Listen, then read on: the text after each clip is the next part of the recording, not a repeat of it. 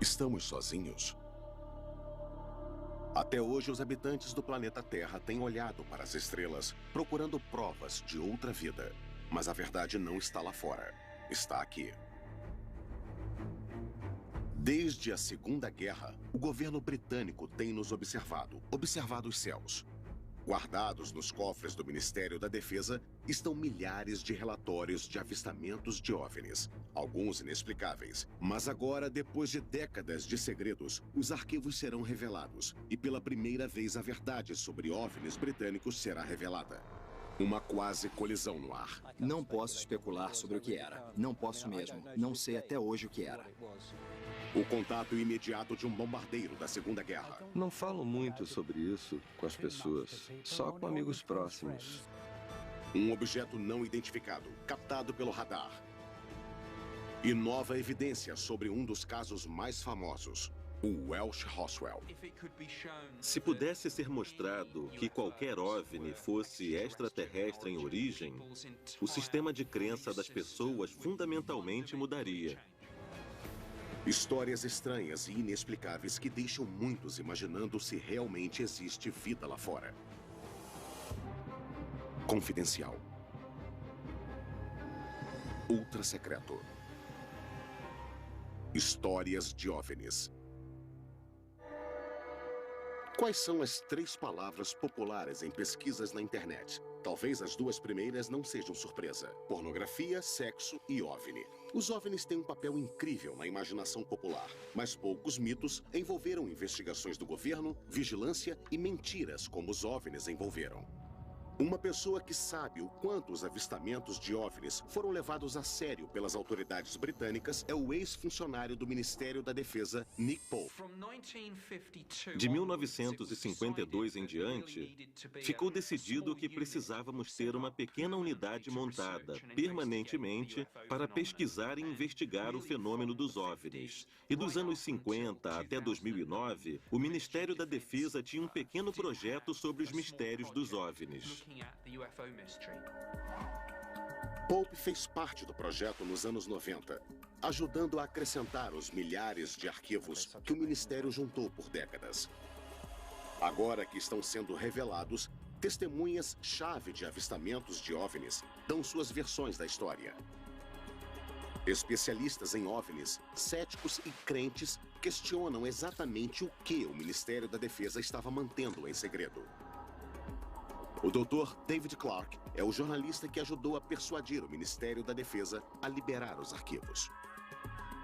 Se olharmos os arquivos, há milhares de coisas estranhas que as pessoas viram no céu, bem acima das ilhas britânicas. Não há dúvidas de que as pessoas veem coisas no céu que não conseguem identificar. Elas sempre viram.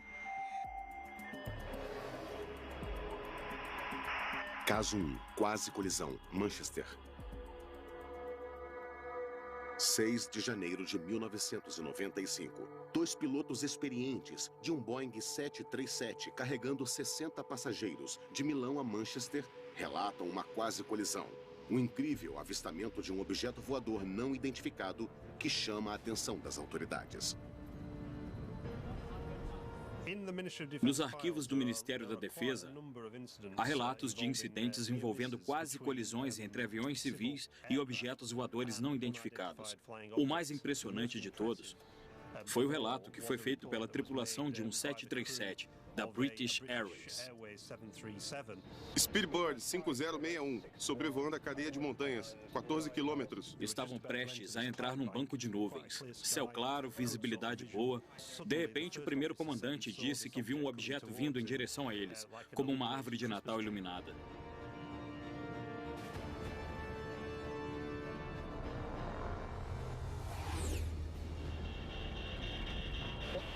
O que foi aquilo?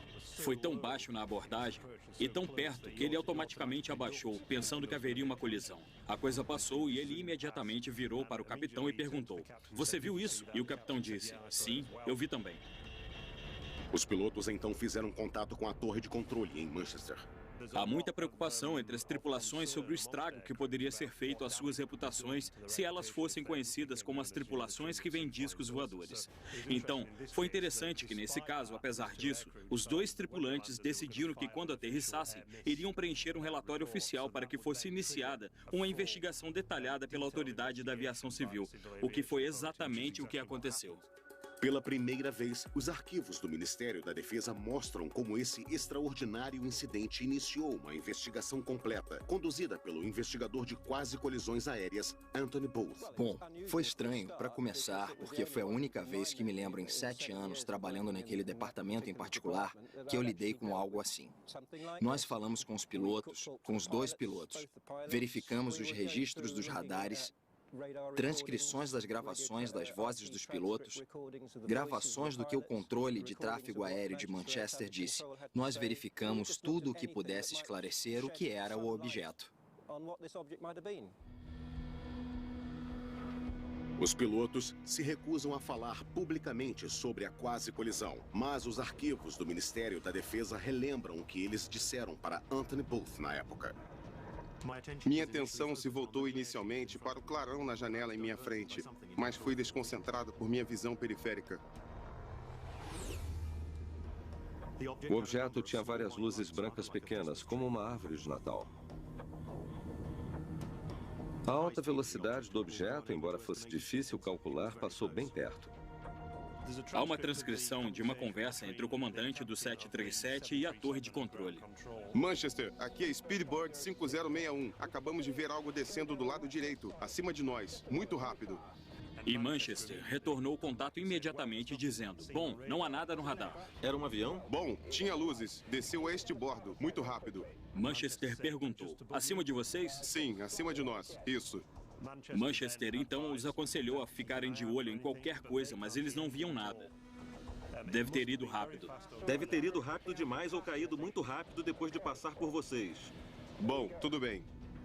A torre de controle de Manchester não encontrou sinais no radar. Para o especialista em radares, Doug Robb, isso é extraordinário. Diz que a probabilidade de uma atividade assim escapar à detecção é remota, uma vez que a área tem muitos radares e qualquer movimento nos níveis citados teria gerado alguma resposta do radar. Nada foi visto. Então, o que passou pela detecção do radar? Os arquivos do Ministério da Defesa mostram que os investigadores e os pilotos consideraram todas as possibilidades. Acha que foi uma asa delta? À noite, seria suicídio. Uma asa delta não seria detectada pelo radar. Um cometa? Não, acho que não. Um meteoro poderia ser detectado se o radar estivesse olhando exatamente na direção certa, enquanto os escombros passavam a tal velocidade. Militar? Não, talvez, mas não reconheci. Estamos perto de um grande aeroporto. Teria aparecido nos radares. Avião espião? Acho que não, não pareciam stealth. Aviões stealth não seriam detectados por radares normais. Aviões espiões seriam mantidos em segredo e não voariam onde pessoas os pudessem ver e certamente não perto de aviões comerciais. OVNI? Não seja bobo. Eu não sei. Esses pilotos não estavam mentindo. Eles tiveram uma experiência incomum, que para eles é frustrante. Os arquivos mostram que a investigação analisou seriamente a possibilidade de atividade militar, mas não encontraram evidências de nenhuma fonte oficial. Parece improvável que um voo assim seria realizado tão próximo a um aeroporto internacional tão movimentado. Então, o que era? Vamos revelar a conclusão guardada com o Ministério da Defesa desde 1995, alcançada pela investigação de Anthony Booth. Na maioria dos incidentes que investigamos, conseguimos chegar a uma decisão definitiva, mas neste caso não conseguimos. Tivemos que propor uma avaliação de causa e risco e nenhuma delas foi avaliada. Grau de risco inavaliável, causa inavaliável. Esse tipo de consideração é muito incomum de se encontrar num relatório oficial de quase colisão aérea, e é basicamente dizer que não temos ideia do que foi visto. Imagino o que vão dizer na British Acho que vão nos Airways. encher com isso. No final da discussão dos grupos de trabalho, eles disseram: não há dúvidas de que esses pilotos viram um objeto e que foi de importância significativa para resultar em um relatório de colisão. Infelizmente, a natureza e a identidade desse objeto permanecem desconhecidas. Especular sobre a atividade extraterrestre, por mais fascinante que seja, não é trabalho desse grupo e deve ser deixado para aqueles que têm um interesse nesse campo. Para alguns ufólogos como Nick Pope, a ausência de uma conclusão real deixa perguntas sérias e sem respostas. Para mim, foi extraordinário. OVNI não quer dizer aeronave alienígena, mas claramente na mente de algumas pessoas, se foi o comandante ou o capitão, ou se foram os investigadores da Autoridade da Aviação Civil ou o Ministério da Defesa, claramente alguém pensou que talvez isso fosse extraterrestre. Não posso especular sobre o que era. Não posso mesmo. Não sei até hoje o que era. Tudo que sei é que não podemos achar que sabemos tudo. Até hoje, pode haver coisas que não sabemos. A investigação da quase colisão de Manchester mostra como avistamentos inexplicáveis eram levados a sério pelo Ministério da Defesa. Mas o projeto OVNI recebe relatos de pilotos há décadas. Os arquivos revelam avistamentos durante a Segunda Guerra Mundial e, em alguns casos, eram considerados tão graves que eram enviados diretamente à cúpula do governo. Os arquivos de OVNIs recentemente liberados confirmam o que muitos especialistas suspeitavam. O governo britânico estava investigando avistamentos inexplicáveis desde a Segunda Guerra Mundial. Não falo muito sobre isso com as pessoas. Só com amigos próximos que podem ter tido experiências durante a guerra.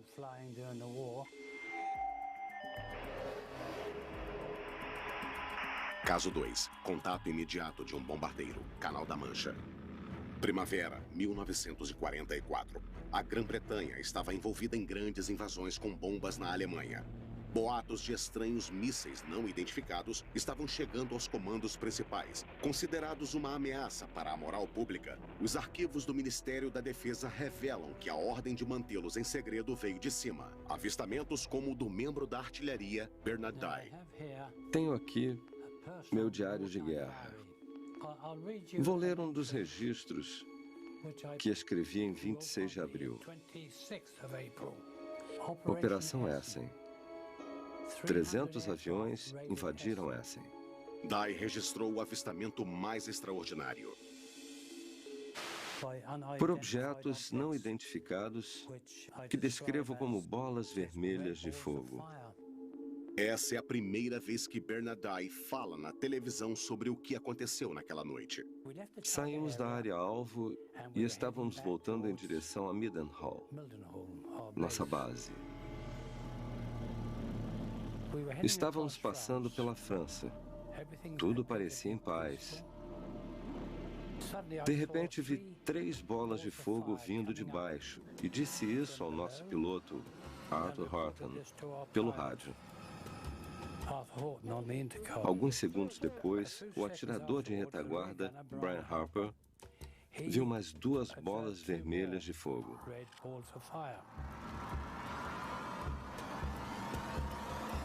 Arthur ficou perturbado e perguntou: são soldados? Não são soldados, Arthur. Só bolas de fogo vindo em nossa direção. Eu disse para o Arthur: ação evasiva. Mover em espiral a este bordo. Vai, vai, vai.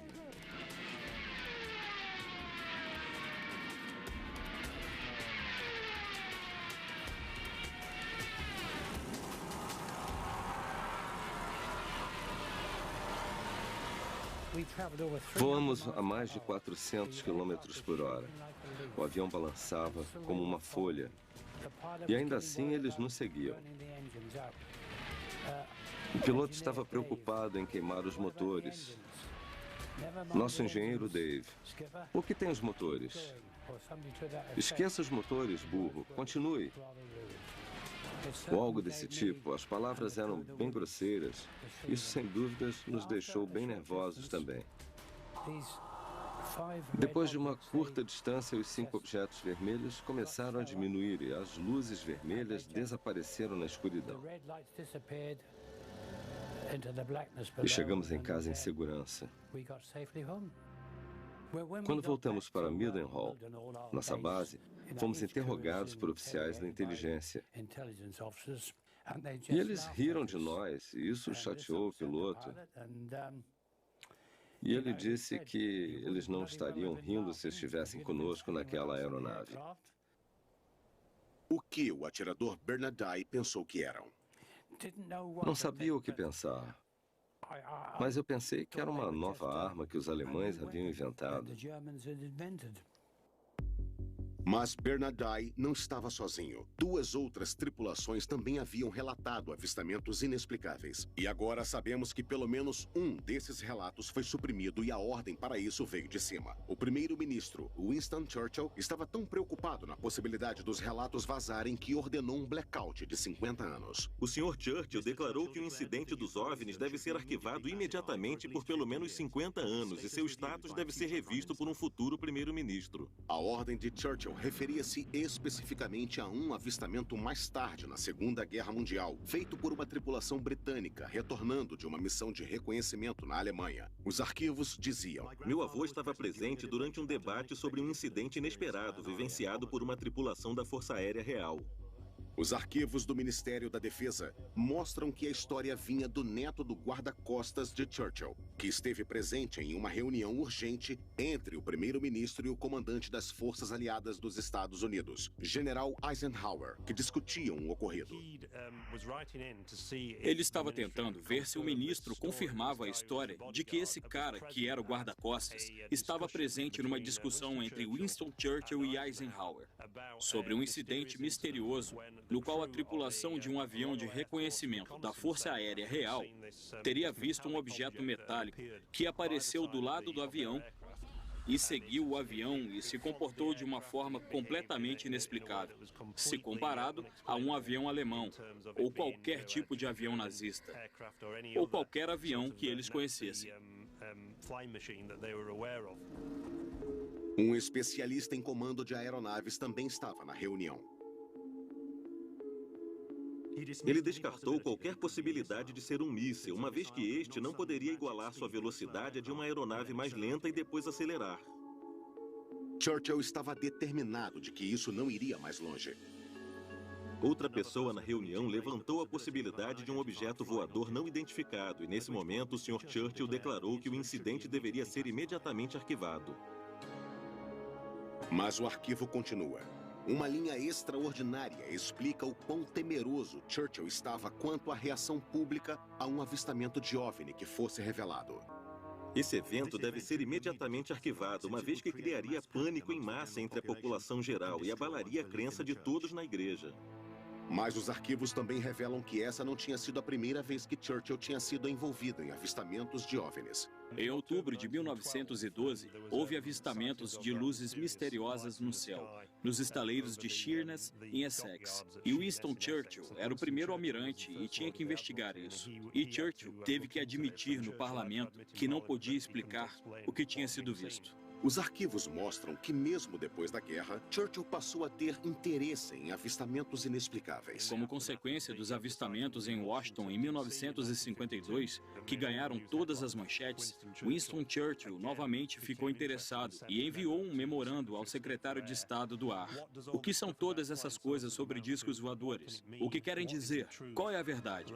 Me envie um relatório quando puder. 28 de julho de 1952. Até agora, o atirador Bernadette não sabia que havia outros avistamentos durante a Segunda Guerra Mundial, que Churchill queria manter em segredo numa época tão crítica da guerra. Mostramos a ele os arquivos revelados sobre Churchill.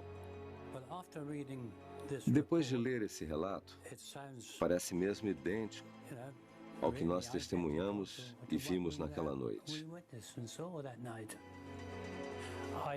Nunca ouvi isso antes.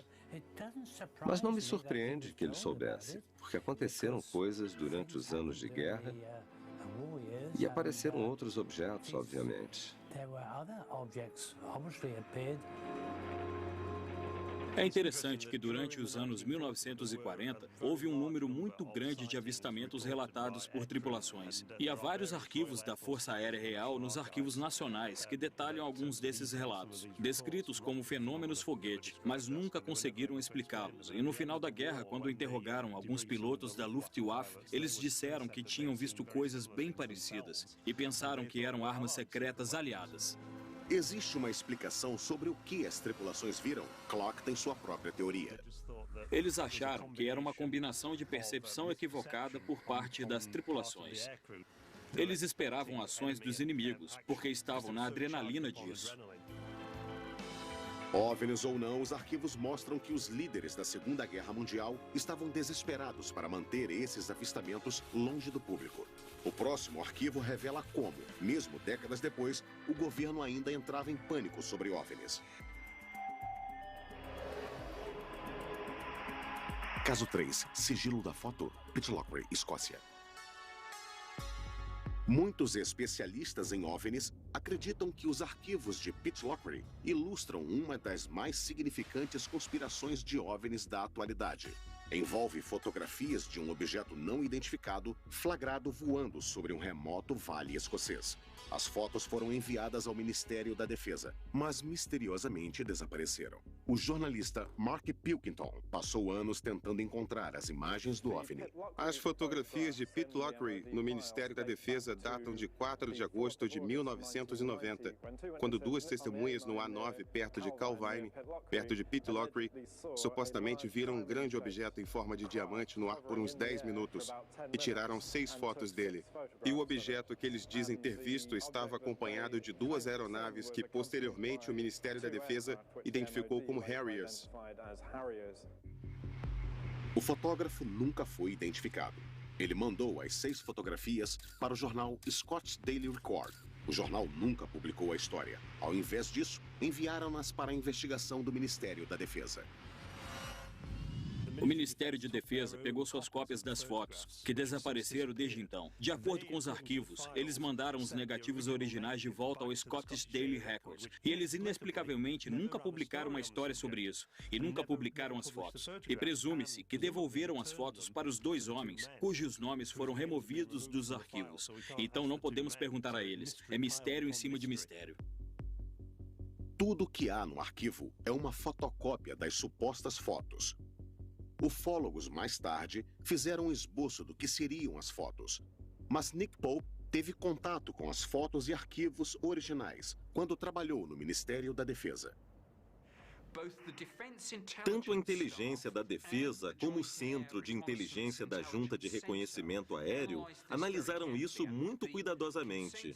E o consenso foi claro nisso. Era um objeto real. Tinha talvez de 25 a 30 metros de diâmetro. Eu sentei com os outros executivos do Grupo de Inteligência da Defesa em uma reunião sobre OVNIs e discutimos muito essa foto. Era algo de interesse da defesa, porque claramente eles podiam fazer algo que nós não podíamos. E nós queríamos aquela tecnologia.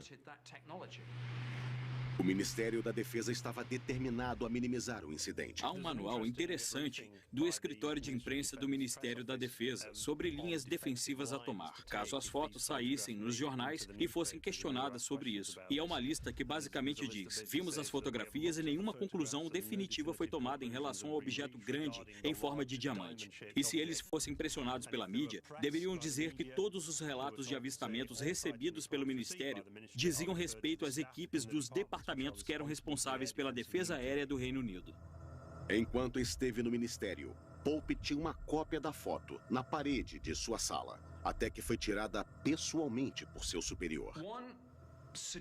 Uma sugestão era de que aquele era um protótipo secreto de um avião espião americano.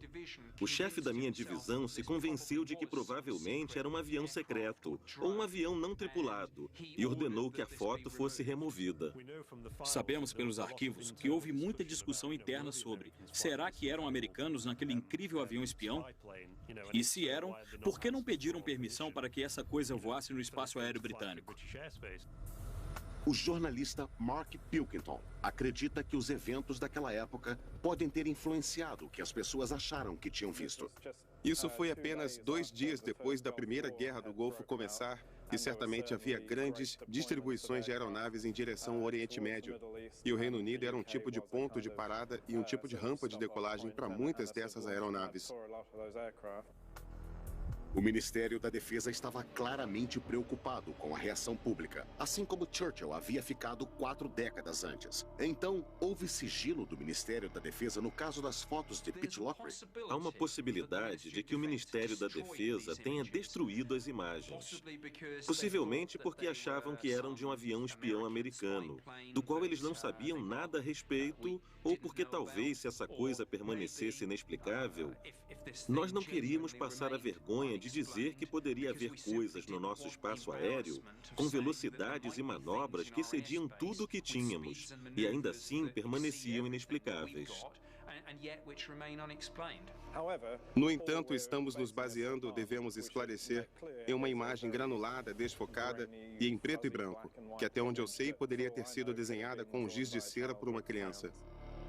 Mark Pilkington ainda procura as imagens reais das fotografias de Pitlochry para descobrir o que colocou a defesa britânica em teste. Mas, 6 anos depois, na costa leste britânica, outro avistamento de OVNI desencadeia uma investigação militar de larga escala e torna-se um desafio direto para a Secretaria de Defesa do Estado. Em 1996, o Ministério da Defesa foi ameaçado por uma violação séria das defesas do Reino Unido por um OVNI sobrevoando East Anglia. Os arquivos do Ministério da Defesa revelam que isso envolveu também a convocação do secretário de Defesa para o lançamento de aviões a jato. Estou muito preocupado com um incidente que ocorreu fora da costa de East Anglia recentemente, envolvendo o avistamento de uma aeronave não identificada que foi detectada por vários sistemas de radares militares diferentes. Por que nossos aviões não foram lançados? Foi um dos maiores sustos com OVNIs e começou numa calma noite de outubro na costa leste.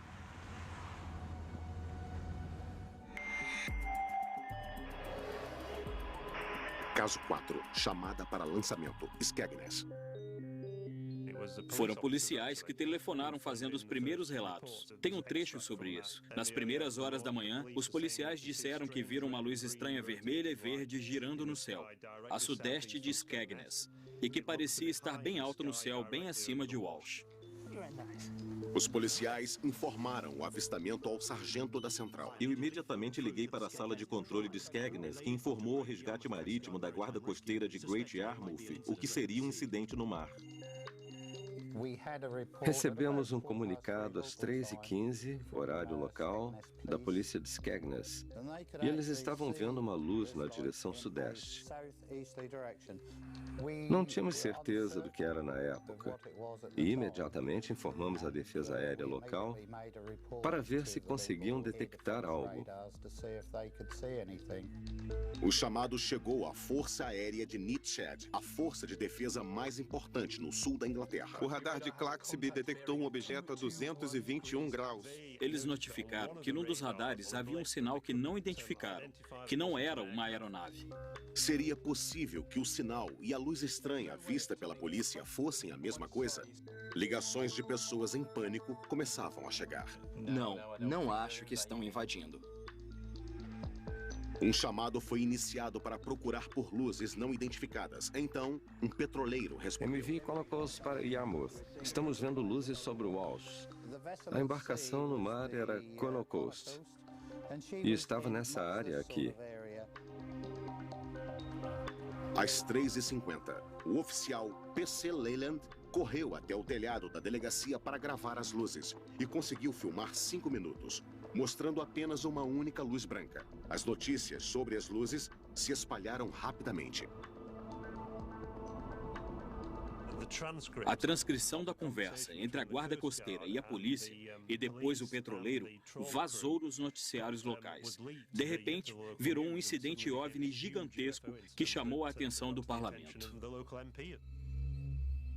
A notícia se espalhou tanto que até o membro do parlamento local, Martin Hedman, envolveu-se e começou a fazer perguntas difíceis. Martin Redmond disse: "Olha, há policiais vendo OVNIs. A Força Aérea Real os rastreando em radares e ainda assim não pegam essa aeronave no ar para dar uma olhada nisso." Essa é a cópia da carta que Martin Redmond, membro do parlamento, enviou a Michael Portillo, secretário de Defesa do Estado. Ele diz: "Estou muito preocupado com um incidente que ocorreu fora da costa de East Anglia recentemente, envolvendo o avistamento de uma aeronave não identificada que foi detectada por vários sistemas de radares militares diferentes. Estou interessado em descobrir o que foi visto, mas minha principal preocupação é a desordem que um evento como esse parece ter causado." Então, ele está dizendo para o Ministério da Defesa por que não reagiram a isso. O que a Força Aérea Real está fazendo? Isso afetou muito a Força Aérea Real. Os arquivos revelam o caos. A carta chegou até as investigações do Ministério da Defesa para explicar a resistência da Força Aérea Real. Doug Robb era o gerente de operações da noite. Mostramos a ele as descobertas do Ministério e ele não ficou surpreso. Esse diagrama é o quadro de radares em Boston naquela noite. E, resumindo, mostra que Claxby detectou o objeto, mas ele não se moveu e estava em terra. E depois da investigação, foi decidido que era uma torre de uma igreja, The Boston Stump, como é conhecida. Os arquivos estavam certos de que essa era a culpada. A igreja é conhecida em círculos de aviação como The Boston Stump e às vezes aparece em alguns radares em certas condições de propagação. Eles disseram que era um fenômeno completamente separado das luzes que tinham sido vistas pela polícia de Boston e Skegness e pelo petroleiro. O relatório concluiu: não havia motivos para ordenar o lançamento de aviões para a humilhação do parlamentar Martin Redmond. As forças são mobilizadas por uma aeronave em alta velocidade a 320 quilômetros de distância, mas não se mobilizam por um objeto fixado na Terra. Quer dizer, qual é a ameaça?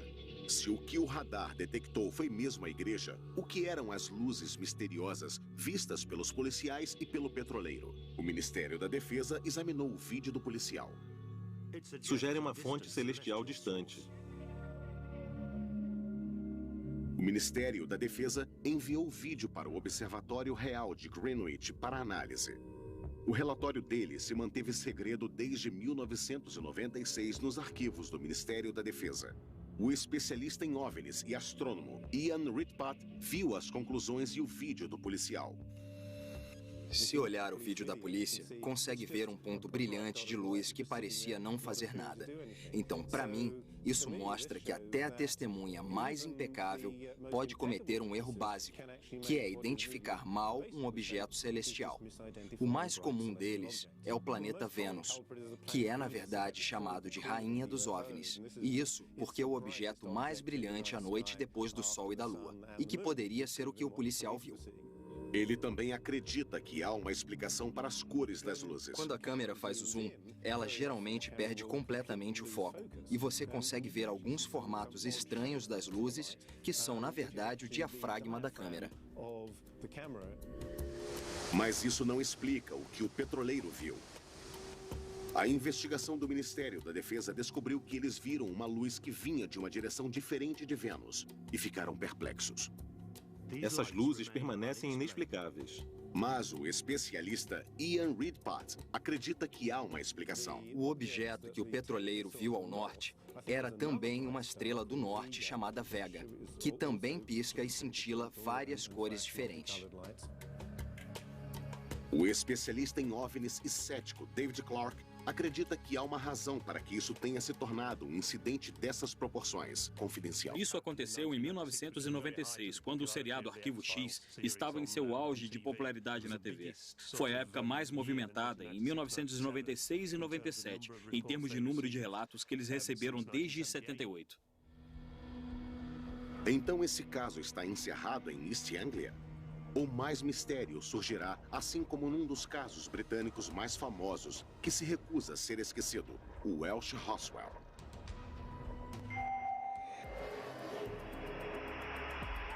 Caso 5, Welsh Roswell, Montanhas de Berwyn. Em 1974, em North Wales, milhares de pessoas testemunharam um grande tremor de terra e luzes foram vistas caindo do céu. Alguns ufólogos acreditam que um OVNI caiu e houve sigilo desde então do Welsh Roswell. Uma batida forte, é. Foi como um tremor na casa. Balançou a casa, assim. Parecia estar bem acima da cabeça. Achei que a casa fosse cair. Tinha uma luz vindo da montanha. Lá. 24 de janeiro de 1974, às 21h50, 5 corpos espetacularmente incandescentes foram vistos cruzando o céu. Novas informações foram reveladas, o que aumenta o mistério. Dado como uma das principais testemunhas do incidente em Berwyn, Hugh Lloyd, na época, era um garoto de 14 anos, filho de um fazendeiro. Depois das 20h30, a família de Hugh sentiu forte tremor. Foi uma experiência assustadora. Depois de quase 40 anos, Hugh ainda se lembra do dia como se fosse ontem. Foi um baque. E rapidamente o lugar todo começou a tremer violentamente. As luzes piscaram e as imagens na televisão ficaram, sabe, só chuviscos na tela. Ficamos todos com medo. Não sabíamos o que era.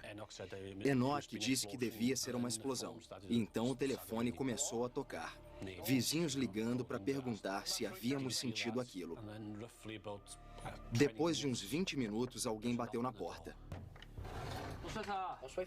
Era um policial. E ele disse: ouvimos relatos de que houve uma queda de avião em Berwyn e gostaríamos de requisitar sua Land Rover para procurar. Eu, com 14 anos, disse: bom, Enoch, é melhor você dirigi-la.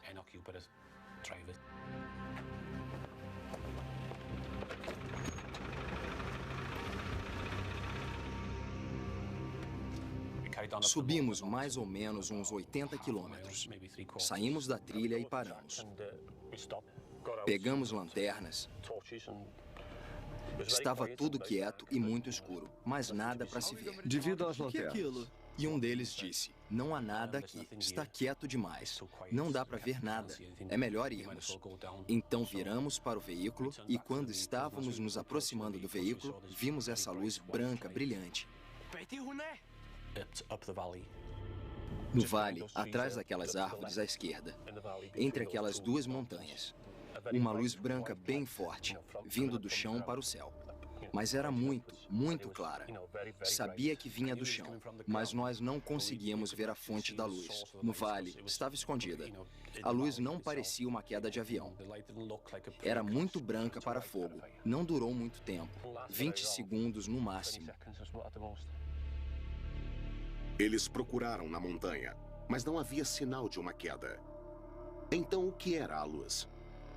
O ufólogo Andy Roberts pesquisou o caso de Berwyn por anos. Mesmo sendo cético, ele admite que há um mistério central no incidente, envolvendo outra testemunha-chave. Numa vila perto de Anderville, havia uma enfermeira chamada Pat Evans. Ela sentiu a explosão lá e, como era enfermeira e tinha o equipamento médico, pensou que se um avião havia caído, poderia ir até lá e ajudar no que fosse preciso até que a emergência chegasse. Pat Evans estava com suas duas filhas adolescentes a 6 quilômetros de Hugh Lloyd quando o tremor aconteceu. O que é isso? O que está acontecendo? Parece um avião. Então ela pegou as duas filhas, colocou-as no carro e dirigiu uns 10, 15 minutos até a estrada B4391, esperando ver um avião caído em chamas. Essa é a estrada por onde ela estava dirigindo e era uma estrada que ela conhecia muito bem. Então não teve problemas em dirigir à noite e obviamente estava procurando pelo que achava ser um desastre de avião. E assim que ela chegou perto das copas dessas árvores, ela ficou perplexa em ver, perto da montanha, à esquerda, uma bola gigante de luzes pulsantes, vermelhas, brancas e laranjas. Qualquer que fosse o objeto, estava longe demais da estrada para ser alcançado a pé. Pat e suas filhas observaram pasmas com a bola de luzes pulsando devagar e mudando de cor. Ela descreveu como tendo metade do tamanho da lua e em volta do objeto havia lanternas e luzes de veículos. Ela percebeu que, obviamente, não era um acidente de avião e que alguém ou algumas pessoas estavam lá vendo. Sabe-se lá o quê? Quando percebeu, voltou para casa e até hoje não sabe o que era. Então, o que Patsy Evans e Hugh Lloyd viram naquela noite? Revelamos que até a chegada dos misteriosos Homens de Preto não pode nos dar todas as respostas. Os avistamentos não identificados de Patsy Evans e Hugh Lloyd em Berwyn, Wales, em 1974, caíram no folclore de OVNIs. Os arquivos recentemente liberados pelo Ministério da Defesa acrescentaram mais mistério. Cientistas da perícia geológica britânica foram enviados rapidamente para Berwyn para investigar um tremor de terra de 3,5 na escala Richter. Imediatamente após o terremoto, recebemos relatos de alguns deles bem complexos, sobre luzes no céu, luzes na montanha. Então eu trouxe uma pequena equipe para perguntar aos moradores o que eles tinham visto, escutado, o que sentiram. A equipe da perícia geológica britânica ficou conhecida como os Homens de Preto, porque vestiam roupas escuras, pareciam oficiais e iam de porta em porta. Algumas pessoas pareciam achar que o evento todo era bem suspeito e que nós, simples cientistas da perícia geológica, tínhamos algo a ver com os eventos suspeitos daqui. Escola. Arquivos que contêm as anotações de Chris têm as entrevistas com a enfermeira Patsy Evans que viu a luz não identificada. Tenho as anotações que fiz quando falei com Pat Evans. Ela sentiu o tremor, mas também estava preocupada com as luzes que viu no céu. Ela pensou que havia uma luz grande vermelha, brilhando como fogo. Essa é a cópia de um dos mapas que nossa equipe usou quando estávamos na área, falando com as pessoas. Então pudemos colocar no mapa exatamente onde conseguimos as entrevistas e sabíamos exatamente o que as pessoas viram, escutaram e sentiram. Esse mapa da perícia geológica britânica guardado no cofre é uma revelação. Ele mostra que as luzes anômalas vistas por Patsy Evans e Hugh Lloyd apareceram na mesma área pequena da montanha ao mesmo tempo. O ufólogo Andy Roberts voltou ao mesmo lugar nas montanhas onde Pat e suas filhas viram o OVNI e onde Patsy Evans contou sua história a Andy Roberts em 1998. Quando eu trouxe Patsy Evans a essa estrada em 1998 e ela me contou sua história, e eu a fotografei apontando para a área onde tudo aconteceu em 1974. E a julgar pela foto, ela apontava para lá, que é onde sabemos que a polícia e os fazendeiros faziam uma busca naquela noite. Pat Evans estava na Langenok com a estrada Welshpool, que é além daquela floresta ali. Então, se ela estava lá, ela provavelmente viu as mesmas luzes que nós vimos. É a mesma linha. Tenho certeza de que eram as mesmas luzes que ela viu. Os arquivos recentes mostram a explicação do Ministério da Defesa para a explosão e luzes misteriosas. Buscas subsequentes nas montanhas em questão não revelam sinais de impacto. No entanto, o Serviço Meteorológico considera que esses avistamentos podem ter sido ocasionados por um bólide, um tipo de meteoro que entra na atmosfera da Terra e queima antes de chegar ao chão. Uma investigação particular feita pela Sociedade Astronômica Britânica concluiu, entretanto, que o meteoro de fato desintegrou em Manchester e sua aparição foi precedida às 20h30 por um tremor nas montanhas de Berwyn e que não há conexão. Então, estão dizendo novamente que são duas coisas que aconteceram coincidentemente na mesma noite: um meteoro queimando na atmosfera e também um tremor de terra.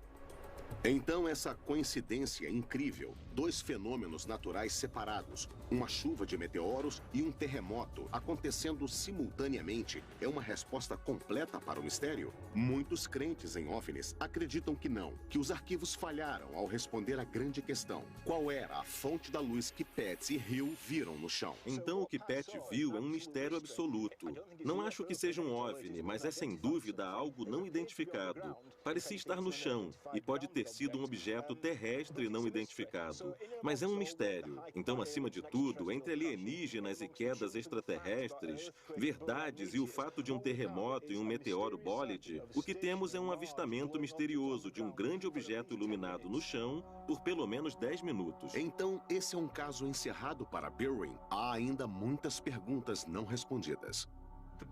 O incidente na montanha de Berwyn, na cabeça de muitas pessoas, não é um caso encerrado. Algumas pessoas acreditam que a liberação desses arquivos não muda nada e que o Ministério da Defesa ainda está encobrindo as verdades secretas sobre os OVNIs. O Ministério da Defesa concordou em liberar todos os arquivos sobre OVNIs com o tempo. Mas todos os segredos serão revelados? Parece que o público não está pronto ainda para deixar de acreditar. Para algumas pessoas, os OVNIs estão conosco há um bom tempo. Bom, até os verdadeiros aparecerem.